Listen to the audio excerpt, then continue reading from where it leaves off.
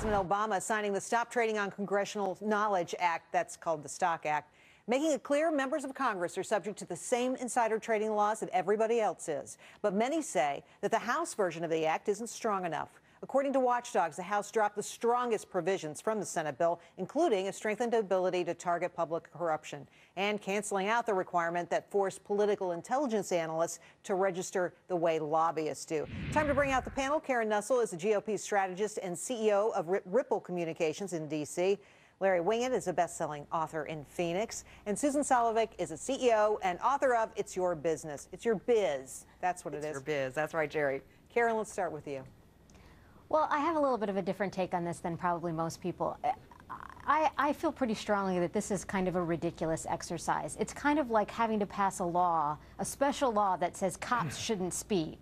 I mean, these guys shouldn't be doing this in the first place. If they care at all about their profession and if they have any ethical standards, they're not doing it.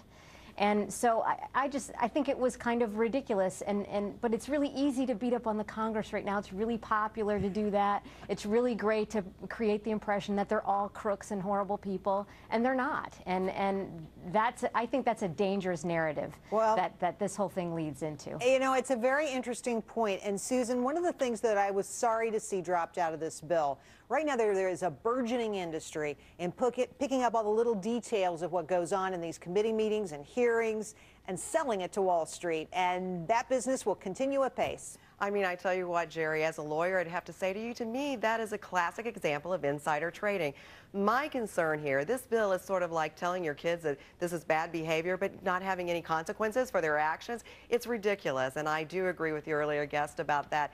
The other thing is when Obama said, you know, powerful people shouldn't live by rules that don't apply to other people. I mean, Jerry, come on, we could fill up your entire show if we wanted to talk about all the rules that apply to them and not to us. So good point. Yeah. Good point, Susan. Larry, what do you say? I'm disappointed in both sides on this, both the Democrats and the Republicans. If you don't have anything to hide, then total transparency is not a threat to you. It's only when you're dirty that you have to start passing laws like this and create these kind of things. And what ticks me off probably the most is that this looks so good from a PR standpoint, and yet really is so weak and will still cover up all the dirtiness. I agree with you completely, and we were pretty disappointed in this, but it made for good pictures, good PR, a lot of photo ops there. All right, turns out those 140 words or less tweeting really costing Philadelphia taxpayers, believe it or not. Councilman Jim Kenney spending over $28,000, get this, just to hire somebody to tweet for him. According to the councilman, I, at 53 years old, do not have that facility, so I need a consultant advice to communicate with a group of folks who are not necessarily in my age group. Larry, what do you say? Well, you know, I have a service that does all my tweets for me. I write them and then it tweets it out. It costs $6 a month. And there's a big difference in $6 a month and 28 grand a year. Come on. And I think the funniest part of this is the company he contracted with when they said that Twitter is an area of communication that is actually solving citizens' problems. Really? Has he been on Twitter? Have you seen any of that, Susan? What do you say? Well, first of all, I say I'm over 50, and I'm the social media queen, so I get it. It's not brain surgery. It's not that hard. But the thing that makes social media such a powerful tool is the authenticity. Right. If you're hiring somebody else to do it for you, you're not being authentic, and you're not really communicating with those people. You might as well just send out a press release. But at $28,000, Karen, what do you think this guy's getting? I mean, that's a lot of money for tweeting.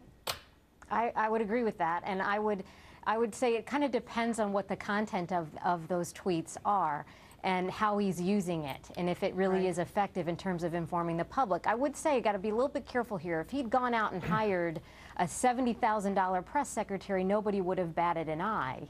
And this is the new way that media is getting done. But I'm all for finding efficiency in government, and I'm not sure this passes the smell test. Karen, you are the voice of reason tonight. We appreciate that. All right, so here's a story that really had me on fire this morning. Some bosses are taking a new approach to handing out bonuses. Let the crowd decide. A San Francisco startup put 1,200 stock options up for grabs, allowing its employees to distribute them to those they felt deserved it most.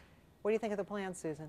Well, I tell you, Jerry, I used to work in corporate America, and I have to tell you, there were some people I worked with, I call them the Teflon man, nothing stuck. So if something was a great job, they took credit for it. If something messed up, they passed the buck. I think having peer review is a great idea. I think it should be balanced, but I definitely think it's a good idea. Larry, I see a world where you have to bring donuts to the office every single day of your life.